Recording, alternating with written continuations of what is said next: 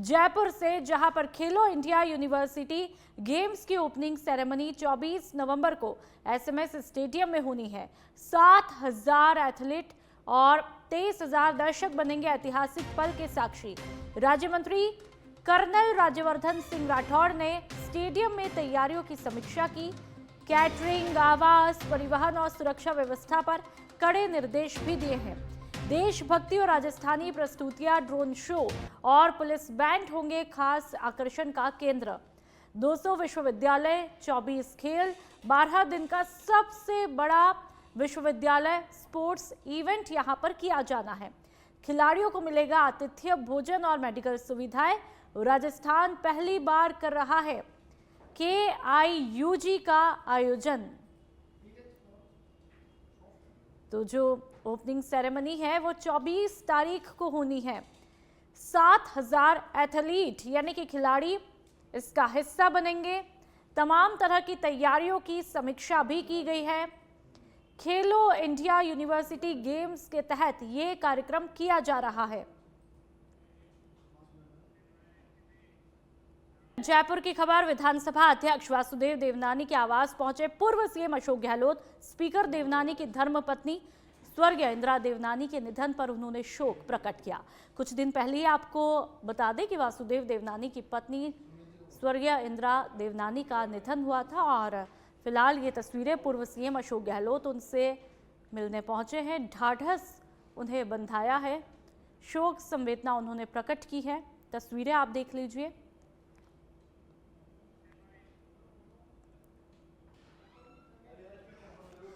तो तस्वीरें आप देख सकते हैं विधानसभा अध्यक्ष वासुदेव देवनानी की और पूर्व सीएम अशोक गहलोत उनसे मिलने पहुंचते हैं।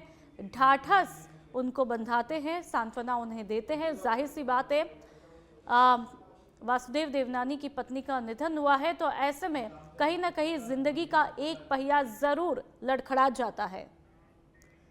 बढ़ते हैं आगे। फुलेरा पुलिस ने राजकार्य में बाधा और अन्य 8 गंभीर मामलों में वांछित अपराधी मूलचंद्र उर्फ मुलिया बावरिया को नागौर जेल से प्रोडक्शन वारंट पर गिरफ्तार किया। गिरफ्तारी के दौरान आरोपी के परिवार ने पुलिस टीम पर पथराव और लाठी हमला किया, जिस पर अलग से मामला दर्ज किया गया। जांच में सामने आया कि आरोपी की मां, बहन और पत्नी के खिलाफ कई आपराधिक मामले दर्ज है और पूरा परिवार चोरी लूट का संगठित गिरोह चला रहा था। एसपी जयपुर ग्रामीण राशि डोगरा डूडी के निर्देश पर फुलेरा थाना प्रभारी राजेंद्र कुमार और उनकी टीम ने महत्वपूर्ण कार्रवाई की। पुलिस सब आरोपी के अन्य साथियों और गिरोह से जुड़े मामलों की भी जांच कर रही है। तो तस्वीरें आप देख लीजिए। जयपुर के फुलेरा की यह तस्वीरें हैं जहां पर 8 गंभीर मामलों में नामजद आरोपी धर दबोचे गए। आरोपी परिवार ने पुलिस पर हमला भी किया और तस्वीरें देख सकते हैं। शायद ये चोरी लूट गिरोह का एक बहुत बड़ा खुलासा होता है। कार की ये तस्वीरें जहां पर पूरी तरह से आगे का हिस्सा क्षतिग्रस्त हो चुका है। तो आसपास के लोगों ने बताया कि शाकंभरी माता की तरफ से एक तेज रफ्तार स्विफ्ट डिजायर कार ने सड़क पर काम कर जा रहे लोगों के टक्कर मार दी, जिसमें 2 महिलाओं की मौके पर मौत हो गई थी और बाकी 3 जो घायल थे उन्हें अपने सांभर के उप जिला अस्पताल में फर्स्ट एड कराकर एसएमएस के लिए रेफर कर दिया है। तो आसपास के लोगों ने बताया कि शाकंभरी माता। और अब तखतगढ़ की बात करेंगे जहां पर सोमवार को अंबेडकर भवन में भ्रष्टाचार निरोधक ब्यूरो यानी कि एसीबी पाली के नेतृत्व में जन संवाद और जागरूकता कार्यक्रम आयोजित किया गया। कार्यक्रम की अध्यक्षता अतिरिक्त पुलिस अधीक्षक धर्मेंद्र डूकिया ने की। उन्होंने भ्रष्टाचार रोकथाम, शिकायत दर्ज कराने की प्रक्रिया और सरकारी सेवाओं में पारदर्शिता पर विस्तार से जानकारी दी। आमजन को कहा गया कि किसी भी संदेहास्पद गतिविधि की सूचना बिना झिझक एसीबी को दे दे। इस मौके पर नायब तहसीलदार, विद्युत विभाग, पालिका, पुलिस विभाग के अधिकारी और कर्मचारी मौजूद थे। साथ ही स्थानीय गणमान्य नागरिकों ने भी भाग लिया और जन भागीदारी के माध्यम से भ्रष्टाचार मुक्त प्रशासन पर जोर दिया। तो जन संवाद और जागरूकता कार्यक्रम की ये तस्वीरें आप देख सकते हैं। एसीबी ने तखतगढ़ में यह कार्यक्रम आयोजित किया। शिकायत दर्ज कराने की प्रक्रिया पर चर्चा यहां पर की जाती है और विभिन्न विभागों के अधिकारी, कर्मचारी इस चर्चा का हिस्सा बनते हैं।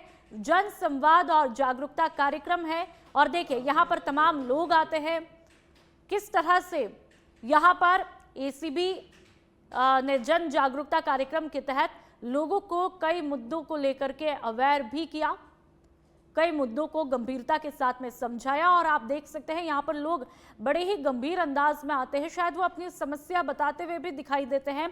जिस तरह का बॉडी लैंग्वेज यहाँ पर देख सकते हैं, उससे अनुमान लगाया जा रहा है कि जो लोग आते हैं अपनी समस्या को लेकर के शिकायत करने यहाँ पर पहुंचते हैं और उनको गंभीरता के साथ में सुना भी जाता है। एसीबी पाली प्रथम के समस्त कर्मचारी यहाँ पे उपस्थित होकर 1-to-1 के तहत आम जन से डायरेक्ट संवाद का ये कार्यक्रम रखा गया, जिसके तहत भ्रष्टाचार के संबंध में किसी भी प्रकार की जानकारी, किसी भी प्रकार की शिकायत या किसी भी प्रकार का कोई मुद्दा हो जिसके तहत वो अपने विचार रख सके, हमें समय पे और अधिक प्रभावी ढंग से सूचनाएं पहुंचा सके। तो आखिरकार राजस्थान की ब्यूरोक्रेसी को नया मुखिया मिल ही गया है। राज्य सरकार ने वरिष्ठ आईएएस अधिकारी वी श्रीनिवास को प्रदेश का नया मुख्य सचिव नियुक्त किया है। राजस्थान के नए मुख्य सचिव का कार्यभार उन्होंने संभाला है। सोमवार 17 नवंबर को वी श्रीनिवास ने अपना पदभार संभाला। अब आपको ये भी बताते हैं कि आखिरकार कौन है श्रीनिवास और क्या है उनकी पृष्ठभूमि, देखिए खास रिपोर्ट। राजस्थान में नौकरशाही की कमान अब 1989 बैच के आईएएस अधिकारी वी श्रीनिवास के हाथों में होगी। लगभग 4 साल की केंद्रीय प्रतिनियुक्ति के बाद उन्हें दिल्ली से रिलीव किया गया और उसी के लगभग 48 घंटे के भीतर ही उन्हें मुख्य सचिव भी बनाया।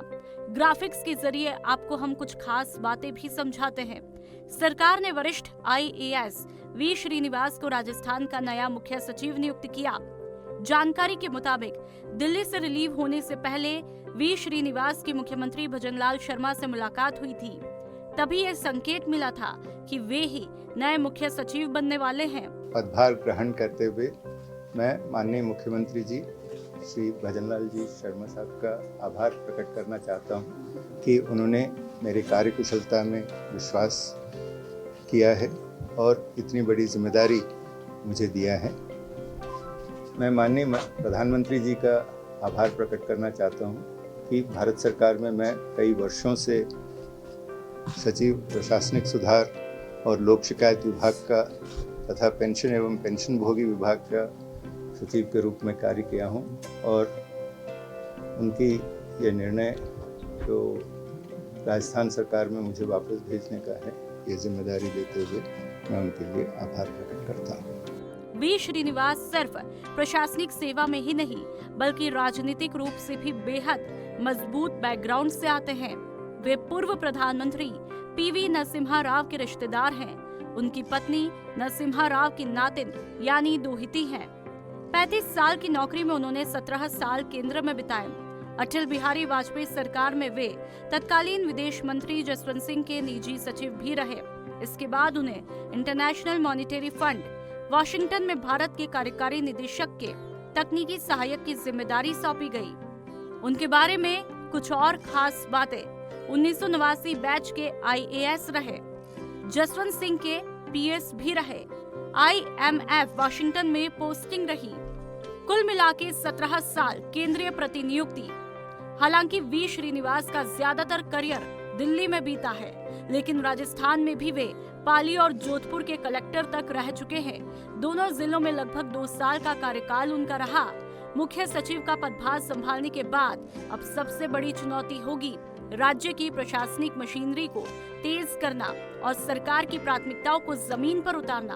अभी जो सरकार ने विकसित राजस्थान 2047 का जो विजन आउटलाइन किया है, इस विजन को इम्प्लीमेंट करने के लिए जो रूपरेखाएं निर्धारित किए जाने हैं, एक बड़ा जिम्मेदारी है कि राजस्थान का ग्रोथ रेट कैसे बढ़ाए जाएं, नया प्राइवेट सेक्टर इन्वेस्टमेंट्स कैसे लाए जाएं। राजस्थान हमेशा भारत के बेस्ट एडमिनिस्ट्रेटेड स्टेट्स में रहा है। तो नए मुख्य सचिव वी श्रीनिवास के कार्यभार संभालते ही राज्य प्रशासन में कई अहम बदलाव भी देखने को मिल सकते हैं। आगे क्या होगा ये देखने वाली बात।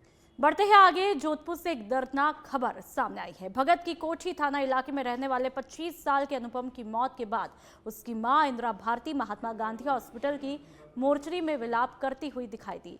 मां का आरोप है कि उनके बेटे के साथ में पुलिस ने बेरहमी के साथ में मारपीट की और उसके शरीर के संवेदनशील हिस्सों पर भी हमला किया। उन्होंने बताया कि पुलिस ने बेटे को थाने से वापस भेजते समय गंभीर रूप से पीटा, जिससे उसकी तबीयत बिगड़ गई और घर पर उसकी मौत हो गई। तो वही पुलिस का कहना है कि मां के आरोप गलत है और थाने का सीसीटीवी फुटेज इस बात की पुष्टि करता है कि सब कुछ सामान्य तरीके से हुआ। बेटे और मां के बीच पहले ही थाने में समझौता हो चुका था, जिसमें बेटे ने मां को परेशान न करने का लिखित आश्वासन भी दिया था। अब पोस्टमार्टम से इस घटना की वास्तविकता सामने आएगी। क्योंकि वो जो बातें कह रही हैं और जो एलिगेशंस वो लगा रही हैं, उन आरोपों में प्रथम दृष्टया कोई सत्यता हमें प्रतीत नहीं होती, परंतु जो भी रिपोर्ट उनके द्वारा दी जाएगी, जांच रिपोर्ट जो दी जाएगी, जो रिपोर्ट दी जाएगी उसकी विस्तृत जांच होगी और उसके आधार पर गहनता से हम पता करेंगे सच्चाई क्या है। जहां तक ये है कि थाने पे वो क्यों आए थे, तो जब हम देखा गया तो परसों सुबह 15 की सुबह महिला जो है, महिला इंदिरा देवी अनुपम की जो माता जी हैं, उनके द्वारा ही कंप्लेन करने पर वो थाने पर उनको लाया गया था। दोनों को, बेटे उनके पुत्र अनुपम और इंदिरा दोनों को ही थाने पर लाया गया था और जिसके बाद आधे घंटे के भीतर ही उनको, क्योंकि उनका आपस में राजीनामा हो गया और उन्होंने लिख के दे दिया कि इस तरीके का वापस रिपीट नहीं करेंगे उनके बेटे बिहेवियर। और ज्यादा जानकारी के लिए ब्यूरो चीफ प्रदीप जोशी हमारे साथ में जोधपुर से फोन लाइन पर जुड़ चुके हैं। प्रदीप जी, जिस तरह की तस्वीरें हमने देखी, मां यहां पर काफी रोती हुई, दर्द से कराती हुई दिखाई देती है, तो आखिरकार पूरा मामला क्या कुछ था? जिस तरह के आरोप लगे, लेकिन एक तरफ ये तस्वीरें दर्द भरी, क्या कुछ पहले पूरा मामला क्या है वो समझना चाहेंगे। पीड़ा और मां के द्वारा ही एक शिकायत थाने में दी गई थी। 2 दिन पूर्व की घटना है जिसमें एक मां द्वारा बेटे पर हाथ उठाने का मामला, शराब पीकर उत्पात करने का जो मामला था, उसी को लेकर एक मां अपनी गुहार लेकर जब भगत की कोठी थाने पहुंची तो वहां पर पुलिस ने उस अनुपम को भी बुलाया। मां का ऐसा आरोप है कि बेटे के साथ में मारपीट की है, उसी मारपीट के बाद में बेटे की मौत हो गई है। लेकिन एसीपी छवि का कहना है कि इस तरह की कोई भी घटनाक्रम नहीं हुआ है, लेकिन शख्सों की अगर बात की जाए तो जो पुलिस थाने में किया गया है, जो मारपीट के ऐसा आरोप मां द्वारा लगाया गया है। लेकिन सबसे अहम बड़ी बात होगी कल सवेरे जब पोस्टमार्टम होगा उसके बाद में पूर्ण रूप से खुलासा होगा। लेकिन जिस मां द्वारा पुलिस को एक शिकायत की गई थी कि बेटे अनुपम द्वारा उसके साथ मारपीट की गई थी, पुलिस में बुलाया गया था, उसके बाद में बेटे को घर भेज दिया गया था। लेकिन जो शव था वो उसके घर में ही था, उसके बाद में उसको अस्पताल ले जाया गया था जहाँ डॉक्टर ने उसको मृत घोषित कर दिया।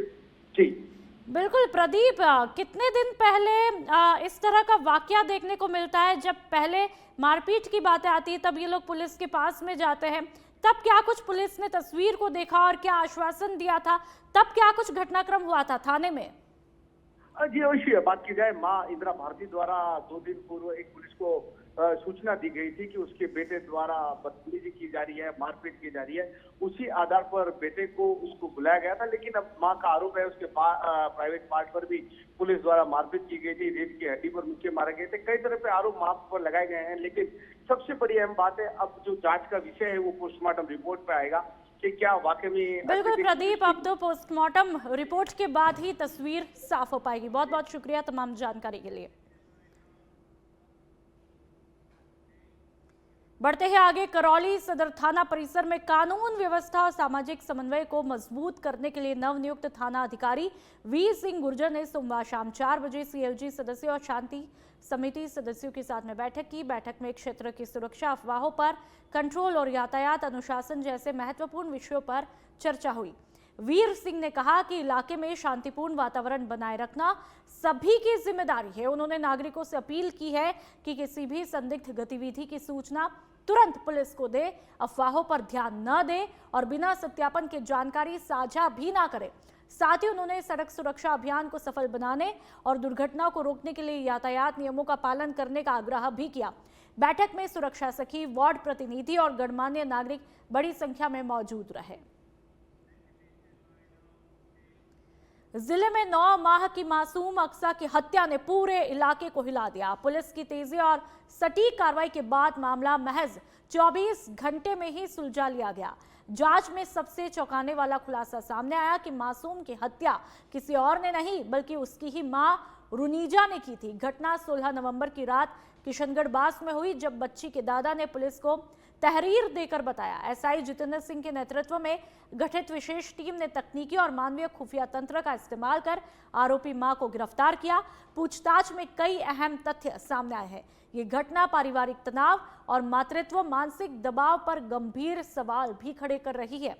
मामले की जांच अभी जारी है।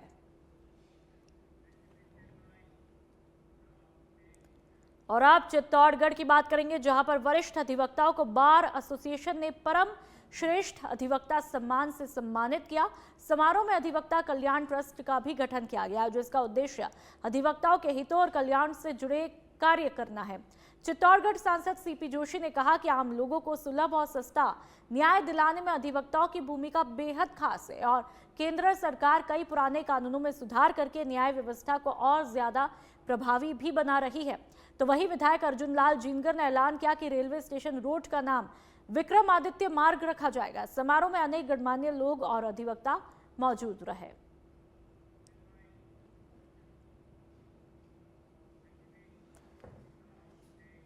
और अब बांसवाड़ा के दानपुर से बड़ी खबर, जहां पर बीएलओ के साथ में एक युवक ने मारपीट की है। बीएलओ का आरोप है कि युवक संजय शराब पीकर मांग रहा था पैसे नहीं दिए तो बीएलओ के सिर पर लोहे का सरिया मार डाला। बीएलओ मानसिंह गंभीर रूप से घायल हुआ। 5 टाके तक आए। पीड़ित ने युवक के खिलाफ दानपुर थाने में परिवाद दिया। पीड़ित के साथ में मारपीट करने वाले युवक ने 1 साल पूर्व नर्स के साथ भी मारपीट की थी। हैरानी की बात देखिए, पैसे नहीं दिए तो बीएलओ के सिर पर ही लोहे का सरिया दे डाला और गंभीर रूप से बीएलओ घायल हुए। 5 टाके तक आते हैं। पीड़ित ने युवक के खिलाफ दानपुर थाने में परिवाद दिया है।